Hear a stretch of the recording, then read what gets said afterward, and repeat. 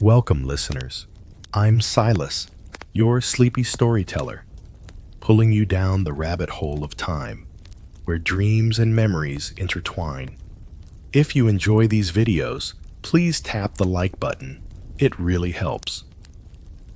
Also, don't forget to subscribe and turn on notifications so you can keep drifting along on your sleepy journey through history. And before we wander down the rabbit hole, share your city and time in the comments. I love imagining our journey threading through every ticking clock.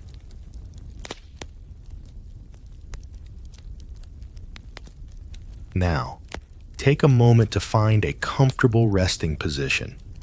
Close your eyes gently, and in your own time, allow yourself to sink into the quiet atmosphere of the past as we begin our slow journey together.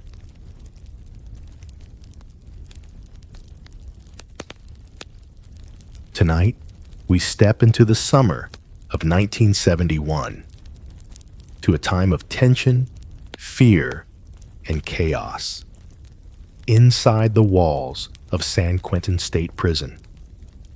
The riot has begun, and the air is thick with the sense of danger.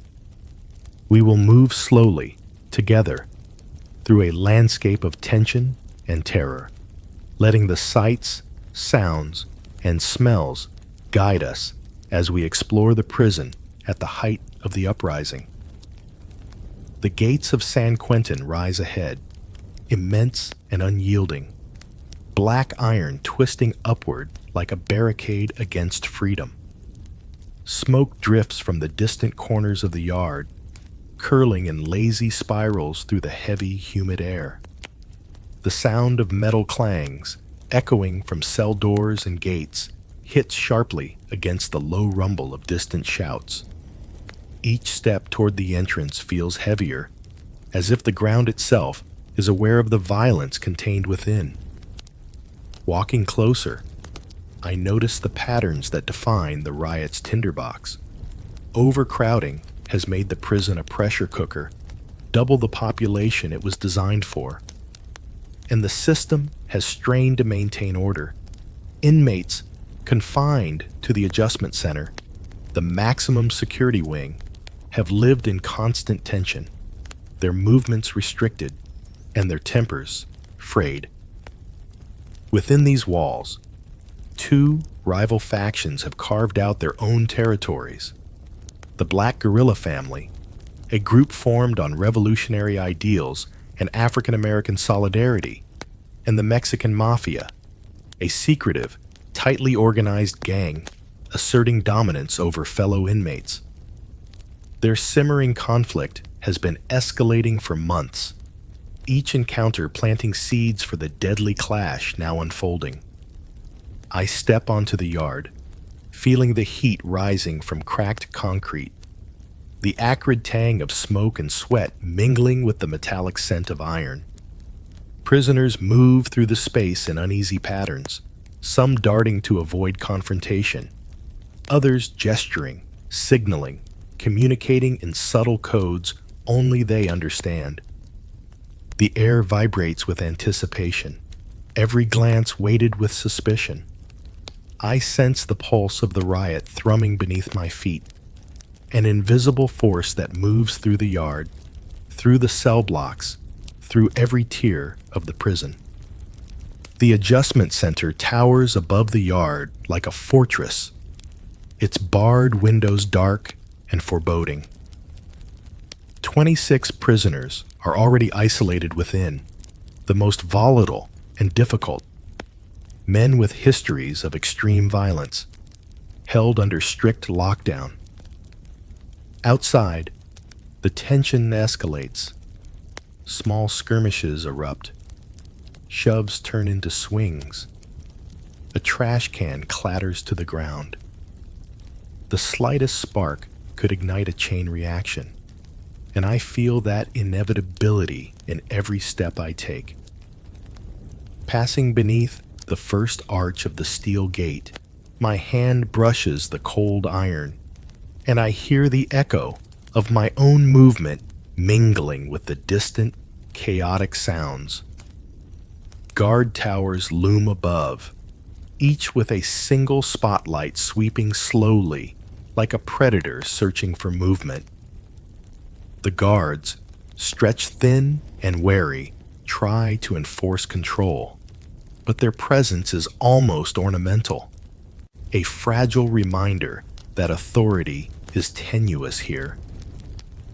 The prisoners, already emboldened by years of systemic neglect and personal grievances, hold a quiet, dangerous power, and I can feel it radiating from them.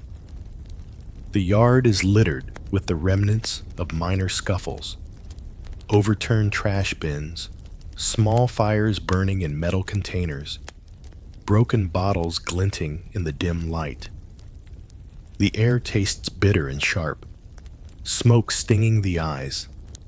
Across the expanse, clusters of prisoners form along the edges, some from the black guerrilla family, others from the Mexican mafia. They move with precision, eyes flicking to each other, bodies coiled, ready to strike or defend. The tension is a living thing, and it moves with me as I navigate the space. I pause at the base of one guard tower, taking in the layout. Concrete pathways crisscross the yard, leading to the tiered cell blocks beyond. Smoke curls upward, carrying with it the stories of previous riots, the memories of past clashes. Here, in the open air, the human cost of San Quentin overcrowded and racially divided environment is palpable. Every detail, the iron bars, the flickering fluorescent lights inside the cells, the scent of scorched materials, tells a story of a system stretched beyond its limits, a population left to manage itself in the shadows of authority. The first flare of violence catches my eye. A shove, a sudden lunge. Men scurry, some seeking advantage, others fleeing. These are not random acts. They are the product of decades of tension, of segregation within the prison, of fear and loyalty bound tightly by codes of survival.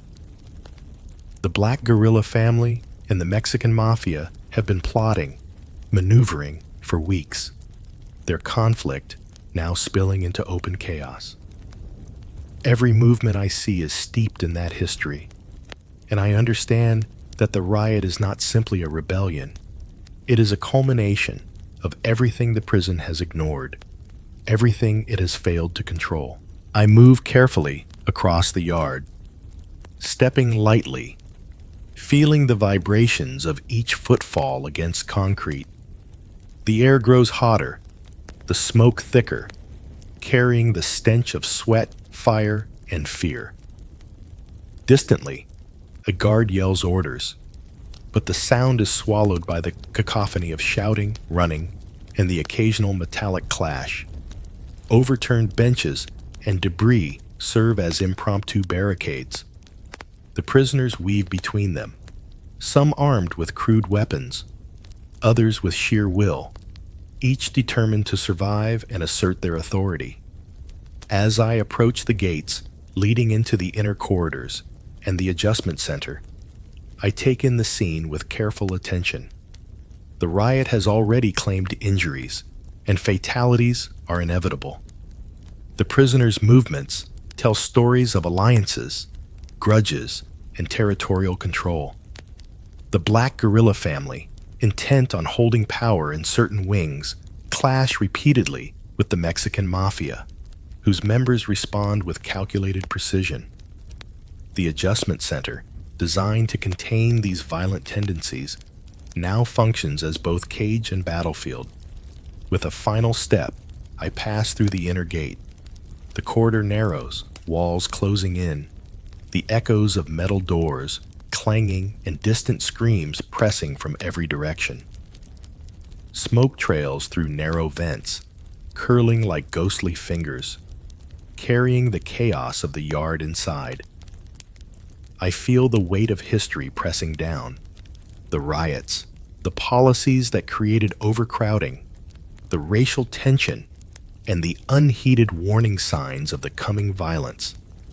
Every footstep carries me deeper into the inferno, past the yard where the sparks first ignited, into the belly of the prison, toward the tiered cell blocks where the August 21st, 1971 riot will rage fiercest.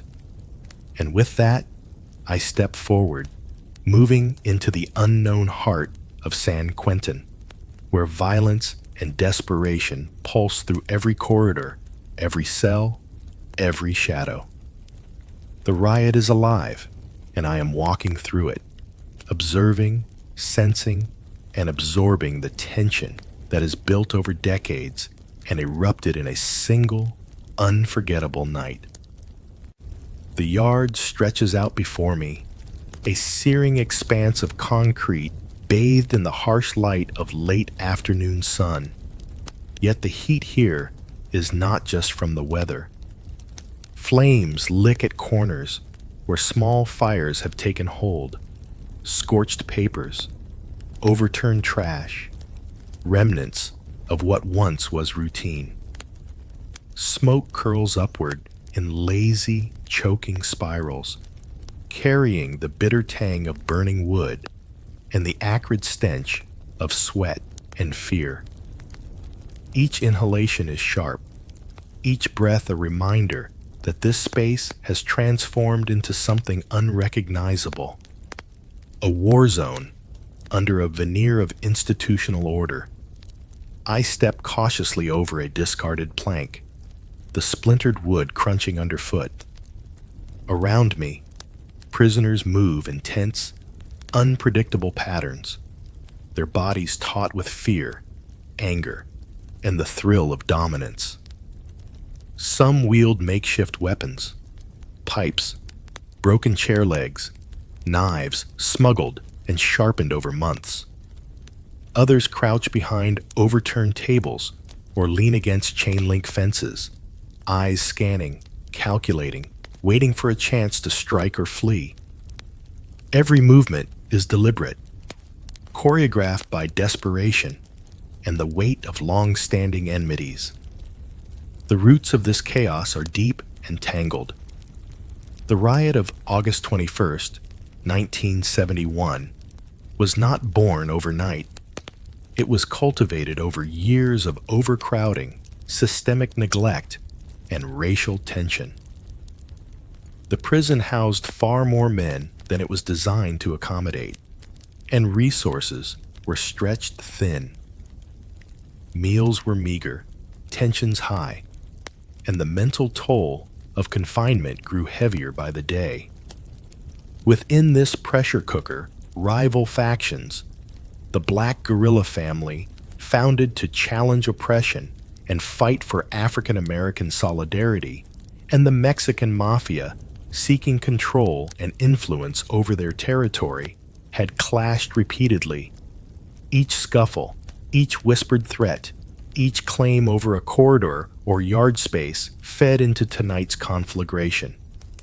A sudden shout pierces the air, slicing through the haze. I catch sight of a scuffle near the far fence. Two men wrestle violently, the glint of a knife reflecting sunlight. One prisoner lunges, and the metal finds flesh. A muffled scream follows, a shocking note amidst the din. The other man stumbles back, clutching his side, his face twisted with pain.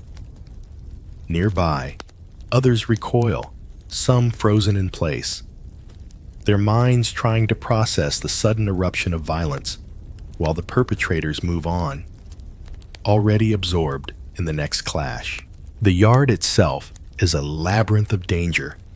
Concrete walkways intersect with metal fencing, providing both escape routes and barriers. Fires illuminate the chaos, casting jagged shadows that flicker and dance along walls, like ghosts of the past echoing into the present. The sun reflects harshly off the smoke, creating halos that make it hard to discern friend from foe. Even a step too confident or a glance in the wrong direction could draw unwanted attention. I feel the weight of every movement, measuring each breath, each footfall, knowing the yard's tension is a living, breathing entity. I move carefully past a group of men clustered near a burning trash barrel. Their eyes are hard, their gestures rapid, issuing commands and warnings in a language of survival and intimidation. One man brandishes a pipe, swinging it at another who ducks just in time. The clang resonates across the yard, metal against metal, echoing off walls that have witnessed years of punishment and conflict. There is no mercy here, only the logic of power and self-preservation. From the edges, I notice prisoners trying to flee the immediate chaos, darting between obstacles and debris. Their faces are pale with fear, muscles tense, minds racing. Some are tripped, falling hard against concrete, their cries swallowed by the roar of the riot. Others manage to find momentary cover behind overturned benches, their eyes darting constantly, watching for the next threat. Every attempt to escape is a gamble. Every pause for breath, a chance for disaster. I catch sight of a guard being dragged to the ground by a group of prisoners near the center of the yard. The struggle is brutal and raw. The guard fights with determination, swinging fists and issuing commands, but the numbers are against him. Shouts mix with grunts and the metallic clang of equipment. I feel a pulse of fear ripple through me, and instinctively I take a careful step back, blending with the shadows, keeping my pace measured, my presence unnoticed. The yard is alive with aggression, and it does not forgive recklessness. Between bursts of violence, moments of eerie stillness punctuate the chaos. A sudden silence falls for a heartbeat, just long enough to make the next scream or shout strike even harder. These pauses are the yard's heartbeat, alternating between frenzy and deceptive calm. I move along the periphery, my senses heightened. I see men pressed against walls, eyes scanning, waiting, breathing shallow. Fires crackle in the corners, licking the edges of what remains of discarded mattresses and broken furniture. The smell of smoke, blood, and fear saturates the air, and I can feel the tension in every inhale, every vibration of the concrete beneath my feet. The history of San Quentin is etched into the very walls surrounding the yard. It has been a prison since 1852, a place designed to isolate and control, yet often failing to contain the human will to survive and resist. Over decades, racial tensions and gang affiliations created an invisible map, with territories claimed, defended, and contested. Tonight, those boundaries dissolve and reform in real time, a living manifestation of decades of neglect and simmering animosity. Watching it unfold is like reading a story written in violence and survival instinct, a story that has been brewing for years and is now erupting into full chaos. A flare of movement catches my eye at the far end of the yard. Two men rush past me, their bodies low, weaving between debris, fleeing from a sudden altercation. One glances back, eyes wide with panic, and I see the raw terror of a man who knows survival may hinge on his next step. The other trips, scrapes his knee, but scrambles to regain balance, never breaking stride. Around them, a small group has formed spontaneously, a cluster of prisoners who are neither aggressor nor victim, merely trying to navigate the storm of violence that surrounds them. I pause briefly near the center of the yard, taking in the scene with careful attention. Fires burn in shallow metal bins, smoke rising in turbulent columns. Screams and shouts echo between walls, the clanging of metal doors punctuating the chaos. Small skirmishes erupt unpredictably. One man throws a punch, another swings a pipe. Someone falls to the concrete with a sickening thud. The yard is a theater of human instinct stripped bare, where each decision, fight or flight, is magnified, immediate, consequential. The dynamic between factions is visible even in these fleeting encounters. A group of black guerrilla family members circles one area, clearly asserting dominance over a patch of yard that has become their temporary claim. Opposite them, Mexican mafia members cluster with equal determination, eyes fixed on their rivals, bodies taut with readiness. They do not exchange words, only gestures and glances, yet the intent is clear. Territory must be defended at any cost. Even as the entire yard seems to convulse with chaos, I navigate carefully along a narrow path between two fires. The heat radiates sharply, and the smell of smoke and scorched hair makes me instinctively cover my nose. My eyes catch a prisoner crouched behind a toppled bench, gripping a sharpened object, face pale and resolute. Nearby, a guard, weary and outnumbered, struggles to maintain a semblance of control. Every shout, every clash, every desperate movement seems to ripple outward, setting off small chains of reaction that feed the overall frenzy. Even amid the violence, small pockets of vulnerability emerge. A man collapses to the ground, clutching a bleeding wound.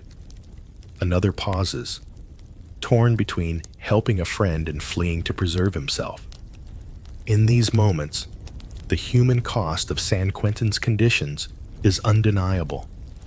Overcrowding, racial tension, and systemic neglect have created a space where survival often outweighs morality, where alliances shift as quickly as the tide, and where each prisoner is both predator and prey in the same breath.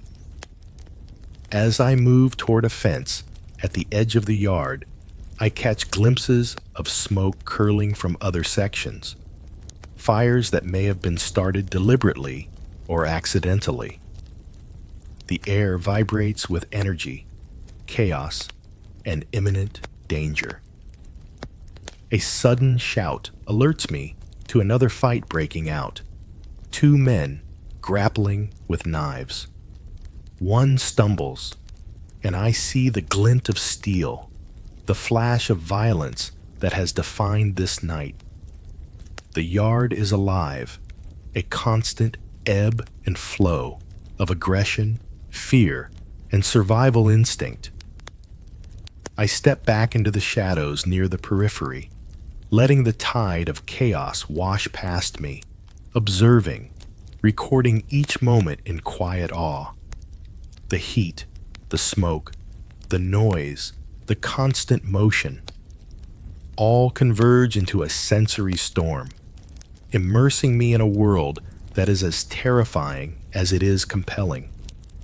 Each movement, each sound, each flash of violence tells a story that is part of a larger history, a history that explains not just the riot itself, but the conditions that made it inevitable. The yard's madness continues, a living testament to human endurance and ferocity. The tension, the unpredictability, and the sheer force of circumstance have transformed the space into a theater of survival. And as I step carefully along a narrow corridor of concrete and debris, I feel the pulse of San Quentin's chaos, understanding that this night will be remembered not only for the violence it produced, but for the truths it revealed about power, confinement, and the fragility of order in a space stretched beyond its limits. The corridor looms before me, narrow and oppressive, its walls pressing in as though conspiring to keep me off balance. The fluorescent lights overhead flicker with a staccato rhythm, casting uneven pools of dim illumination, each shadow seeming to stretch and twist with intent. The air is thick with the lingering scent of sweat, smoke, and a faint metallic tang that sets the teeth on edge. Concrete floors, cracked and worn, echo every footstep, amplifying each movement, each breath. The tiered cell blocks of San Quentin are a maze of confinement, constructed decades before to hold men in order. But now, during the riot of 1971, they function more like a crucible of human desperation. The prison, notorious for its overcrowding, had long been a powder keg, each year layering tension atop the last.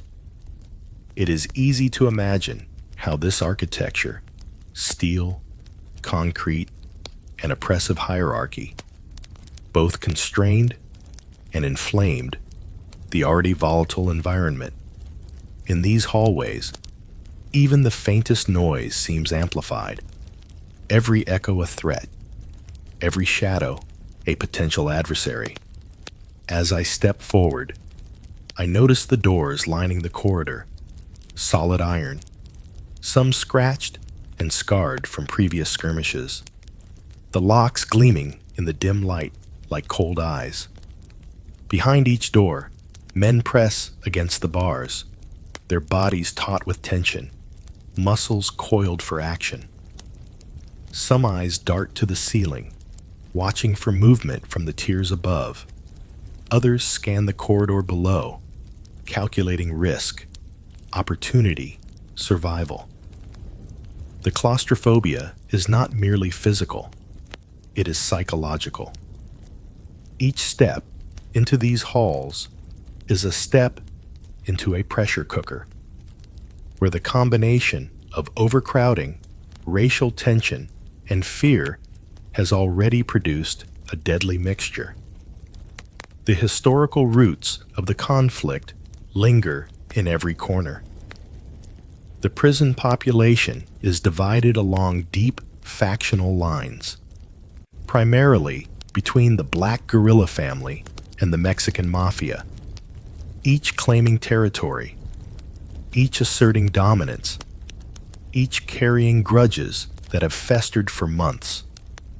This riot, like those before it, is as much a reflection of institutional neglect as it is of personal vendetta.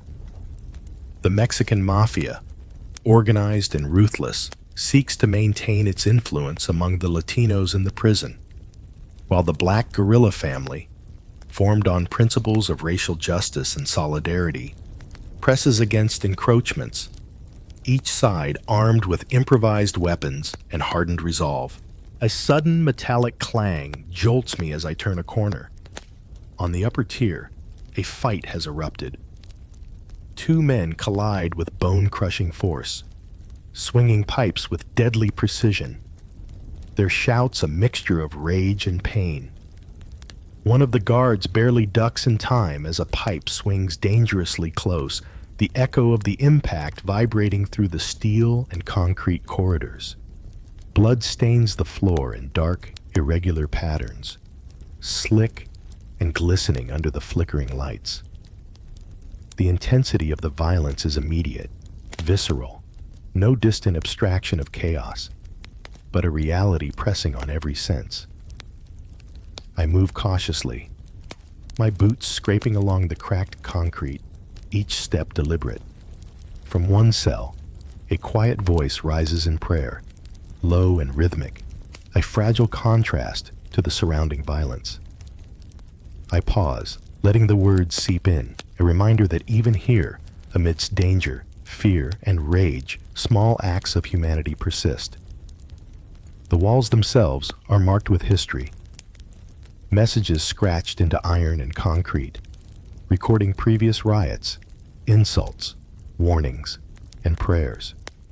Each message tells a story of the countless men who have walked these halls before, men who lived, men who died, men who fought for survival in a system that often seemed indifferent to their fate.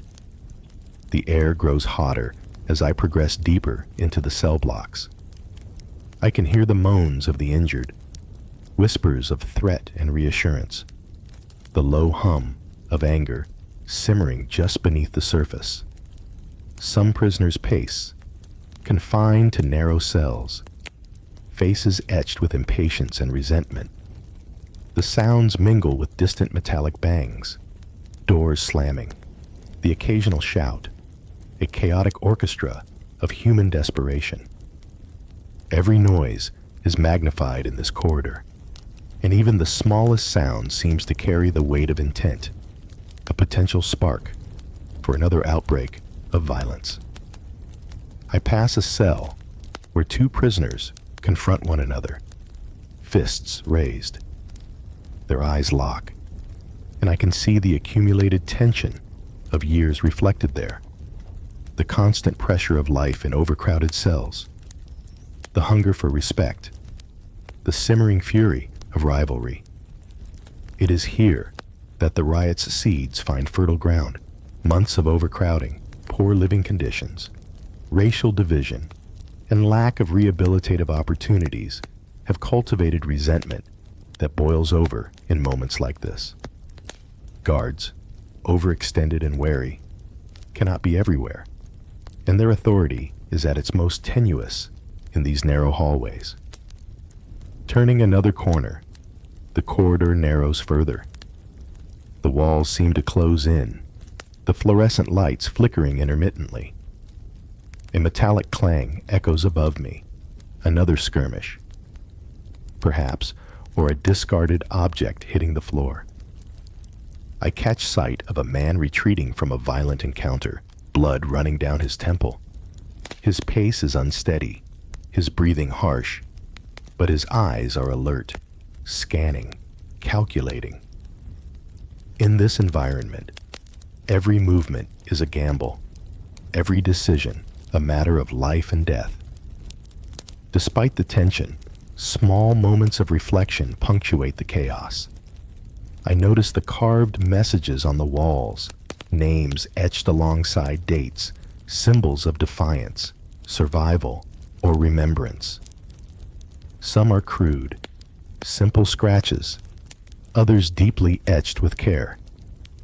They are relics of the human spirit pressed against the cold, unyielding surfaces, testament to the will to leave a mark, to assert existence in a place designed to strip identity and hope. I step carefully over a thin trail of blood, mindful of each footfall. The corridor bends again, leading toward a stairwell that climbs to the upper tiers. I can hear the muffled sounds of guards attempting to restore order, their voices thin and strained against the noise of the riot. From above, a sudden shout rises sharply. Two men clash in a melee, the sound of metal striking flesh echoing through the tier. A guard barely evades a swinging pipe, the strike missing by inches, sending sparks from a nearby metal railing. The danger is immediate, unpredictable, and omnipresent. The narrowness of the corridors intensifies the sense of confinement. Every turn, every door, every shadow seems loaded with possibility. Possibility for violence, for escape, for witness. It is easy to understand how the riot escalated with such ferocity. Men trapped in proximity, divided by factions, armed with whatever they could seize, and pushed to the limits of human patience. The prison, originally built with order in mind, is now a labyrinthine theater of survival, where even a moment of hesitation can have fatal consequences. I pause briefly near a cell where a lone man sits on the edge of a cot, hands clasped in silent prayer. His eyes are closed, his lips moving in a whisper that is barely audible over the chaos. It is a fragile tableau, an island of calm in a sea of turmoil. Nearby, another prisoner watches from behind the bars, tension coiled like a spring, ready to snap. The juxtaposition is striking. The potential for violence and the quiet persistence of humanity coexist in this narrow corridor, suspended between desperation and resilience. Continuing forward, I note the details of the environment, the flickering lights creating intermittent shadows that seem to reach out, the iron doors that have witnessed countless stories of pain and courage, the faint hum of the prison's infrastructure struggling under the strain of chaos. These corridors are vessels of history, embodying the failures and endurance of a system, the weight of decades of overcrowding, racial tension, and institutional neglect. A sudden movement above startles me. Two men erupt in a fight on the upper tier, fists swinging, improvised weapons clashing with harsh clangs. A guard shouts orders, but the sounds are swallowed by the metallic echoes, the shuffling of feet, the groans and cries of prisoners. Blood spatters the floor below, a dark, glistening testament to the immediacy of danger. In these narrow halls, violence does not remain contained. It resonates, bouncing from wall to wall, magnifying the stakes, amplifying the tension. I move slowly, observing, noting the history embedded in the space. Each scratch on a wall, each dented door, each whispered threat tells a story of lives constrained by concrete and iron, of the conditions that pushed men to the brink. Overcrowding, systemic neglect, racial segregation, and factional tension. These are not abstractions, but forces that have molded every interaction, every glance, every movement I witness. The riot is the culmination of years of pressure, and here in these corridors, the consequences are immediate and undeniable. The corridor bends once more, leading me toward a junction where several tiers intersect. The sounds of the riot are all around. A shout from above, a door clanging open and closed, a muffled scream echoing down the hall. The oppressive architecture, once designed to impose order, now magnifies fear and uncertainty. I pause, letting the sounds and shadows settle, feeling the claustrophobia press in from all sides. And yet, in the midst of this tension, there are moments of quiet reflection. A prayer, a carved message, the small acts of defiance and resilience that punctuate the violence. The corridors themselves, narrow and confining, bear witness to the struggle for survival, the assertion of identity, and the human need to endure. With each step, I move deeper into the heart of San Quentin, the riot's pulse resonating through the floor, the walls, and every shadow. The claustrophobic corridors are more than passageways.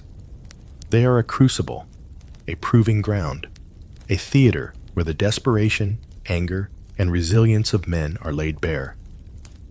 Each echo, each flicker of light, each movement carries the weight of history, of systemic failure, and of survival in its rawest form.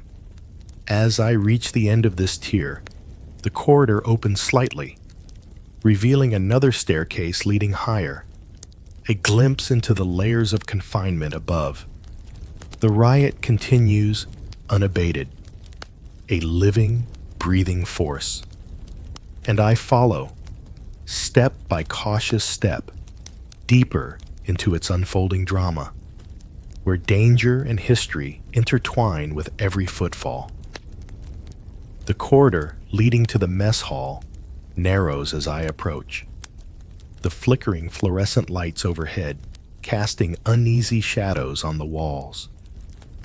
The distant screams and metallic clangs of the yard fade behind me, replaced by the heavy thrum of chaos echoing from within the hall itself. The air grows thicker with smoke, acrid and bitter, each inhalation stinging my throat. A faint, sweet smell of burning food mixes with the metallic tang of iron and blood, a combination that instantly sets nerves on edge. The mess hall doors hang ajar, mangled from previous skirmishes, and a wave of heat rolls out as I step inside. Flames lick along overturned tables, small fires igniting as paper, trays, and discarded food catch. The concrete floor is slick with spilled soup and blood, forming treacherous puddles that glint under the flickering lights. Broken dishes litter the ground, shards scattered like jagged teeth, catching the light as prisoners push and shove past one another. Everywhere I look, the hall has transformed into a battlefield. Chairs have become weapons, thrown through the smoke with deadly precision. In one corner, a gang of inmates wrestles a guard's baton away, their faces tight with determination, sweat streaking down their foreheads, eyes wide with adrenaline. The noise is overwhelming, a chaotic symphony of shouts, screams, and the occasional sharp crack that echoes as a gun or a metal object strikes its target. The atmosphere is saturated with tension, and each second feels stretched, the slightest misstep capable of inviting catastrophe. The mess hall itself was once a place of routine, a place where prisoners lined up to collect trays of food, where the monotony of daily life followed the rigid schedule imposed by the guards. In 1971, the hall's normal rhythm had been torn apart, replaced by the eruption of long-standing tensions. The prison's population was overcrowded, and the men who gathered here every day carried resentment and fear with them, like second skins. The black guerrilla family and the Mexican mafia, emboldened by months of simmering rivalry, see the mess hall as a theater in which to assert dominance. Power shifts here are instantaneous. One act of aggression can ignite a chain reaction, and all around me, the consequences unfold. I move cautiously along the edge of the hall, stepping lightly over debris. The heat radiates from the small fires, a tangible force pressing against my skin. I can feel the vibrations of the chaos in the soles of my boots. The tremors from footsteps, chairs hitting the floor, bodies colliding. The hall itself seems alive, breathing, reacting to the anger and desperation of those within it. A sudden movement catches my eye. A group of prisoners has cornered a guard, wresting his baton from his hands and pressing it against his chest. The guard struggles, shouting orders that are quickly drowned out by the roar of the hall. The prisoner's eyes gleam with the raw intensity of men who have nothing left to lose.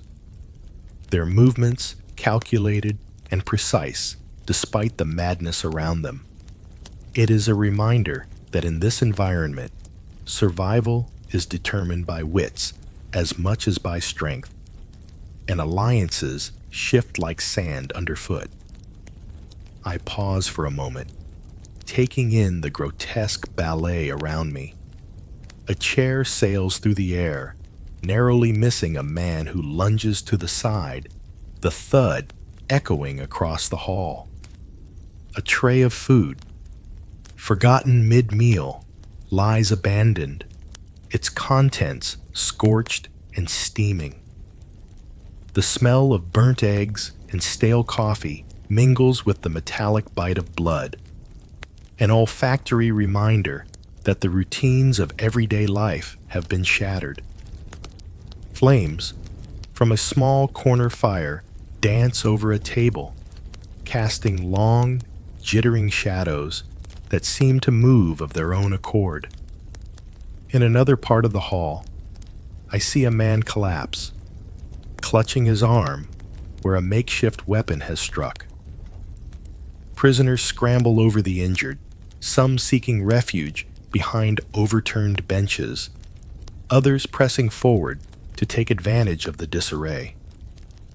The line between predator and prey is fluid, shifting with each movement, each gesture. I can sense the unspoken rules that govern this chaos. Strength, speed, and cunning define who will emerge intact and who will fall. Amidst the frenzy, brief moments of humanity flash through. A prisoner shields a fallen companion, keeping him from further harm.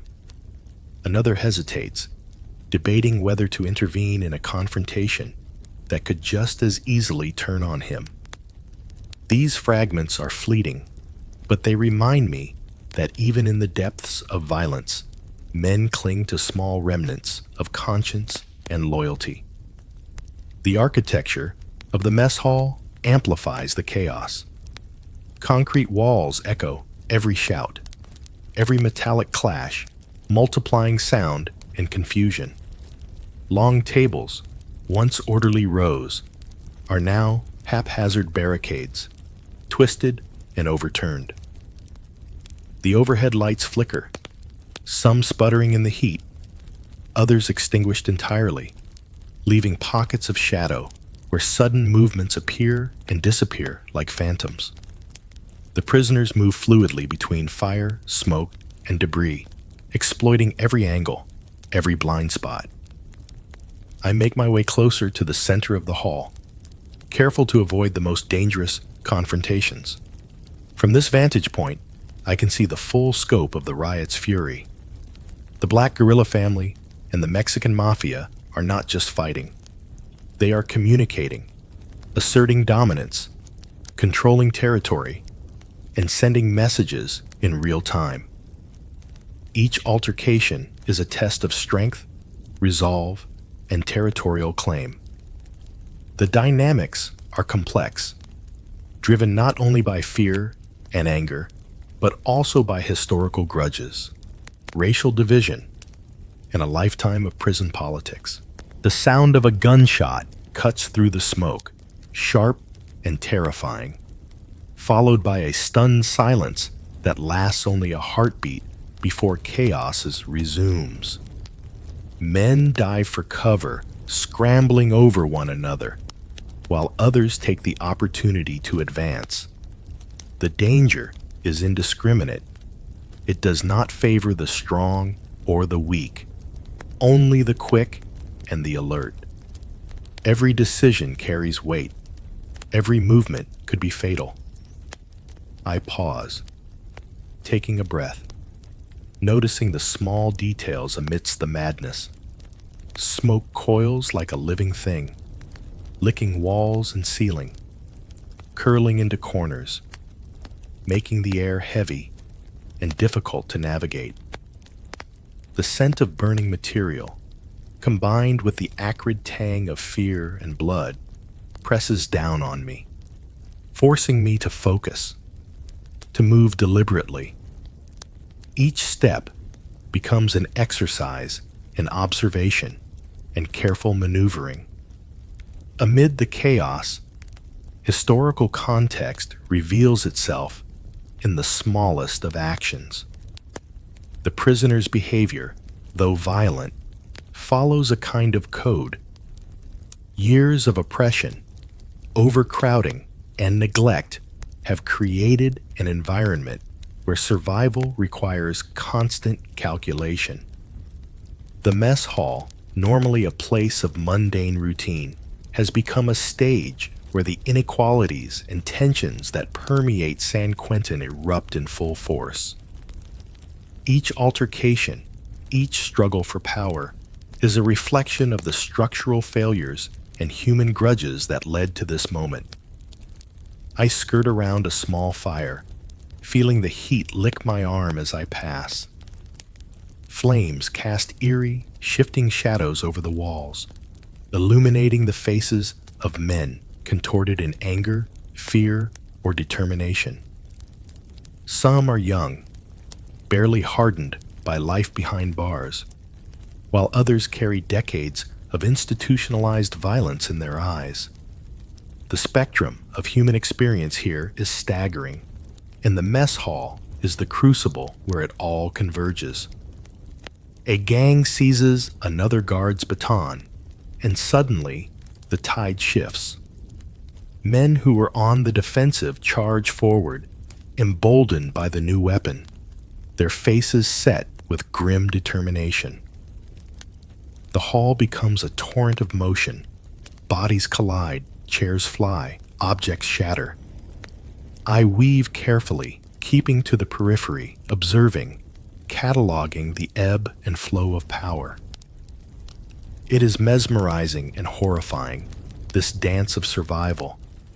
The fires burn hotter now, and smoke thickens, curling into my nose and eyes. The heat presses down, each breath heavy and deliberate. The hall's chaos feels eternal, every second stretching, yet I know the riot has its rhythms. Peaks of violence are followed by brief, uneasy pauses, moments where the room holds its collective breath before plunging into another wave. These pauses make the next eruption the more shocking. The silence charged with anticipation and dread. I notice a pile of broken trays and overturned tables that now forms a barricade. Behind it, a small group of prisoners catch their breath, eyes scanning, calculating, waiting. Their stillness contrasts sharply with the fury surrounding them, a quiet strategy amid the storm. In another corner, the fires have begun to melt plastic and scorch the walls, smoke curling like ghostly fingers toward the ceiling. The hall is transformed into a surreal battlefield where the ordinary elements of prison life have been repurposed for survival and dominance. As I edge toward the far end of the hall, I glimpse the corridor leading back to the adjustment center, the origin of the riot's most intense violence. Though the mess hall is a theater of chaos now, the underlying tensions are seated there. Inmates from that wing have carried their vendettas outward, igniting conflict and asserting power. The sight reminds me that the most dangerous and pivotal moments are yet ahead as the core of the riot pulses beyond this hall. Stepping through the smoke and debris, I take one last look at the overturned tables, the broken dishes, the scattered bodies, and the flames licking the corners of the mess hall. Every element tells a story of power, survival, and the delicate balance between life and death in the riot's heat. I can feel the hall's energy lingering on my skin, in my ears, in my lungs. Ahead, the narrow corridor beckons, leading toward the heart of the prison where the riot's fire began. I know that the adjustment center awaits, the site where the violence first erupted, where the most dangerous prisoners shaped the trajectory of the riot. The mess hall may be a battlefield, but it is only a prelude. The path forward carries deeper danger, and the echoes of chaos will only grow louder. With a measured breath, I step forward, leaving the smoke and heat behind, moving toward the origin of the uprising. The riot is far from over, and the true intensity awaits within the prison's innermost confines. The air is heavier now, thickened with smoke that curls lazily toward the flickering fluorescent lights of the corridors. The riot's heat clings to the walls, turning the concrete and steel of the prison into a furnace. The shouts that once dominated the yard have dimmed to groans, cries, and the occasional metallic clang. A reminder that even amid chaos, exhaustion and dread begin to seep in. As I move carefully along the narrow hallway leading toward the adjustment center, the scent of burning debris mingles with the coppery tang of blood. Footsteps echo in an uneven rhythm, punctuated by sudden thuds, the sporadic cries of those wounded or overwhelmed, and the distant barking orders of guards struggling to assert control. The 1971 riot did not begin in a vacuum. Tension within these walls had been simmering for months, a combustible mix of overcrowding, racial division, and systemic neglect. The prison population exceeded its designed capacity, with the adjustment center housing the most dangerous and difficult inmates. Here, the air has always been thick with resentment. Men packed into small cells for years, forced into close proximity with rivals, their tempers sharpened by fear and anger. On this day, the tension reached a critical point. The two dominant factions, the Black Guerrilla family and the Mexican Mafia, had been maneuvering for dominance, their every movement calculated, their grudges deep. It was a conflict decades in the making, now erupting into deadly violence. As I pass over broken glass and debris, the first signs of the riot's aftermath become clear. A guard lies slumped against the wall, uniform soaked in blood, a makeshift weapon abandoned at his side. Nearby, a prisoner curls in a corner, eyes wide and staring, trembling as if the walls themselves have turned against him.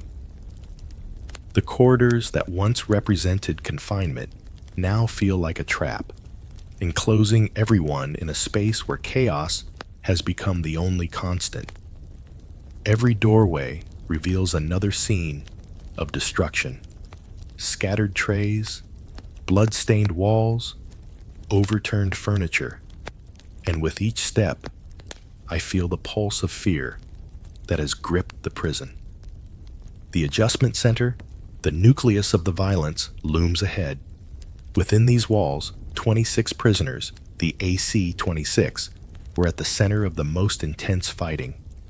It was here that a prominent inmate, already a figure of intense scrutiny and fear, would emerge as the catalyst for the day's deadly events. In the early afternoon, the inmate's attorney and an assistant arrived for a scheduled meeting.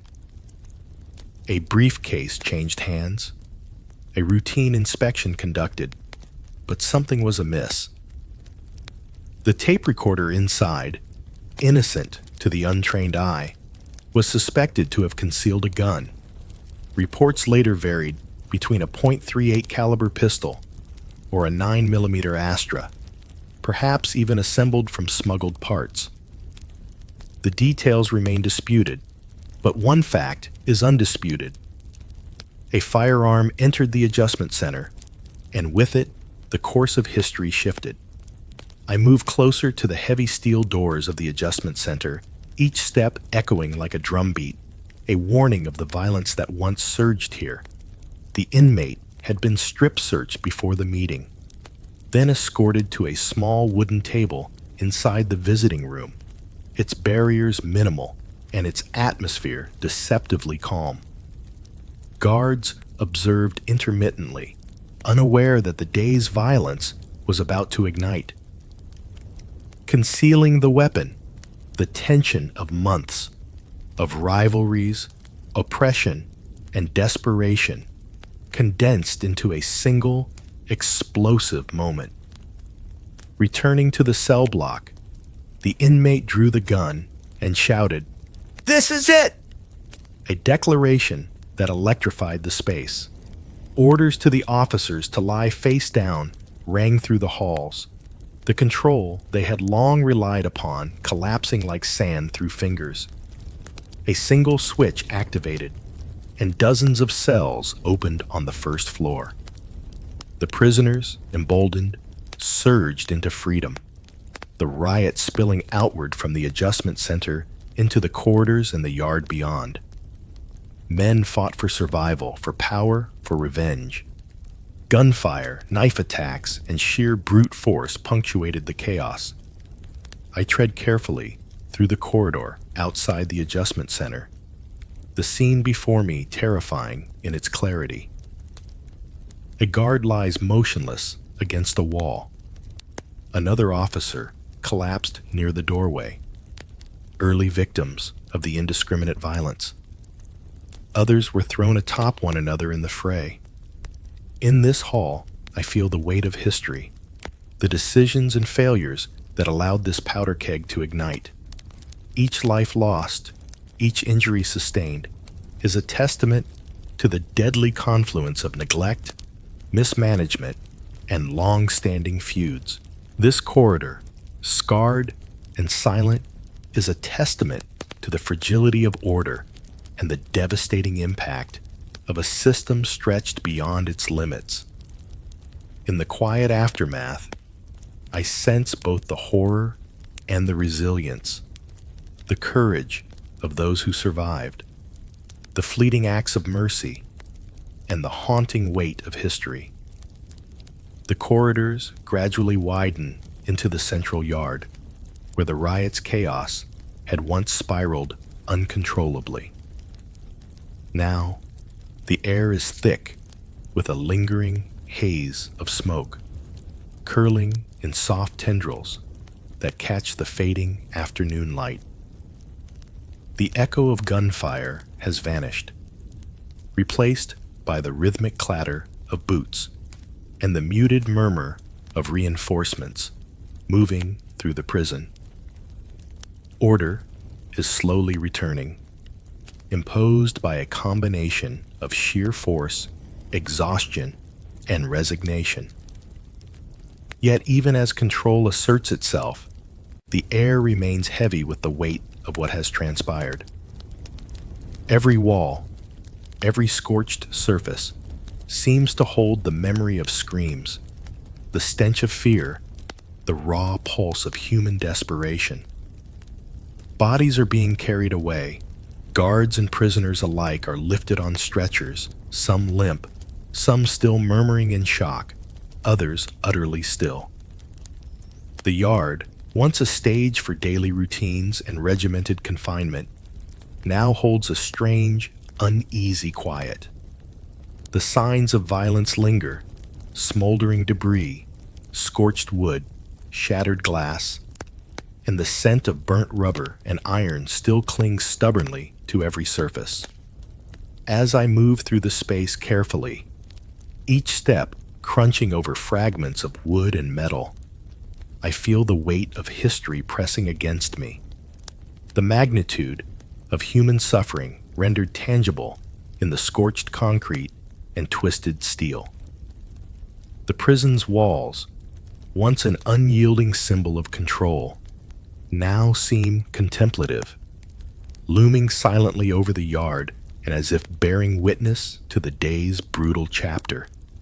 The adjustment center, at the heart of the unrest, is quiet now, but its scars remain etched into the steel doors and shattered interior.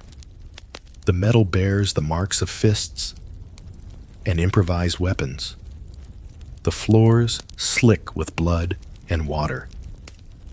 It is a monument not just to violence, but to the human cost of confinement, neglect, and systemic oppression.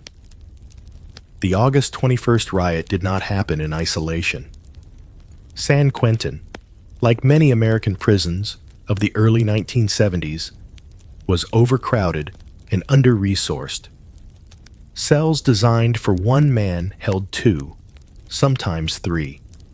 Heat and humidity made the air oppressive. The cramped conditions amplified both personal grievances and gang rivalries. Racial tension simmered openly, a reflection of the wider social unrest of the era. The Black Guerrilla family and the Mexican Mafia, once separate factions with distinct loyalties, found themselves in a deadly contest for dominance, their grudges sharpened by years of oppression, fear, and territorial disputes. In the adjustment center, the maximum security wing, designed for the most violent and difficult prisoners, the stakes were highest. Every cell, every corridor held men primed for confrontation, men for whom survival and power were intertwined. As I move toward the outer gates, I observe how the surviving prisoners navigate the aftermath. Some stagger with injuries, clutching at walls or each other for support.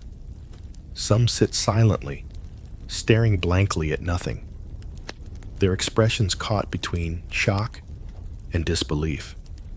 Even amid devastation, there are moments of quiet courage. One inmate helps another to rise. A whispered word of comfort passes between strangers, and small acts of humanity thread their way through the ruins of rage. It is a reminder that even in the most dehumanizing circumstances, the human spirit can persist, fragile, yet stubbornly alive. Reinforcements move in from all sides. Heavily armed officers, state police, and local deputies, reasserting control with disciplined precision that contrasts sharply with the day's previous chaos. Their presence is both reassuring and grim, a stark reminder of the delicate balance that holds order in a place designed for containment and punishment.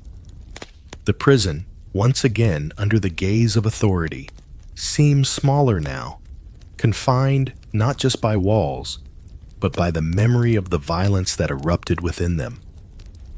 I pause at the threshold of the outer gates, taking a slow, deliberate breath. The massive iron bars stand silent, unyielding, yet softened by the haze of smoke and the fading echoes of chaos. Beyond them, the world feels impossibly distant, serene in contrast to the storm that has just passed. The yard stretches out like a canvas, each scorched surface and blood-stained floor telling stories of fear, aggression, survival, and despair. I linger, reflecting on the choices and failures that led here. Overcrowded cells, unheated tensions, rivalries nurtured over years, and a system that prioritized control over understanding. Even as the riot subsides, the psychological echoes remain. Prisoners carry the weight of trauma in their posture, their expressions, their movements. The captured prisoners of the adjustment center, later known as the AC-26, would endure further indignities, facing beatings, threats, and solitary confinement in the riot's immediate aftermath. The riot exposed not just the violence between inmates, but the systemic failures that made such an eruption inevitable. Inadequate staffing, lack of oversight, unchecked gang influence, and the psychological toll of prolonged confinement in overcrowded, tense conditions. And yet, amid this grim aftermath, there are moments that resist despair. I remember the fleeting acts of mercy, the whispered reassurances, the hands extended in help amid the carnage. These small gestures speak louder than the violence itself, a testament to resilience and the enduring potential for compassion, even in the darkest hours. History records the riot, the dead, the injured, the politics and the disputes, but I carry in my memory the quiet courage that emerged in pockets amid the horror, a reminder that humanity persists even when order falters. The outer yard is quieter now, almost eerily so. Fires smolder in corners where tables were overturned, blackened smoke still clinging to the air. Broken glass glints in the weak sunlight that has managed to filter through the smoke, and the metallic tang of blood and iron lingers heavily. Some prisoners pace aimlessly, trying to regain a sense of normalcy. Others sit against the walls, staring into space as if replaying the day's events in a loop. The echoes of shouting and gunfire are gone, but the weight of memory is palpable, pressing down like the heat of the day itself. I walk slowly toward the final gate, each step deliberate, mindful of the ghostly traces of violence etched into the walls, floors, and ceilings. The reinforcements continue their methodical sweep, ensuring that pockets of unrest cannot flare again. I pass a small group of officers who exchange terse nods, their faces a mixture of relief, exhaustion, and grim acknowledgement. The riot has ended, but its lessons linger. The delicate balance between control and chaos, the consequences of neglect, and the enduring human capacity for both violence and mercy. Before leaving, I pause to take one final look at the prison's silent walls. They are imposing, immovable, yet somehow reflective, mirroring the fragility of the system within and the human lives intertwined with it. The riot is over, but its echoes remain, etched into the minds of those who survived, into the architecture of the prison, and into the very atmosphere itself. The walls do not speak, yet they hold memory. They do not judge, yet they remind.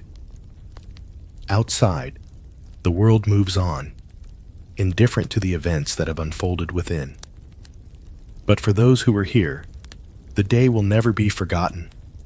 The fear, the courage, the loss, and the fleeting moments of mercy. The human cost is tangible in every scar, every shadow, every silenced corner of the prison. Yet within that cost, the quiet resilience of those who endured persists, a subtle testament to the enduring spirit that exists even in the harshest confines of humanity. The gates close behind me, their cold steel a final reminder of the fragile separation between the chaos within and the world outside. I take a breath of the cooler, untainted air, letting it fill my lungs and carry the weight of what I have witnessed. The riot is history now, yet its lessons ripple outward, reminding us of the balance between authority and empathy, order and humanity, oppression and survival.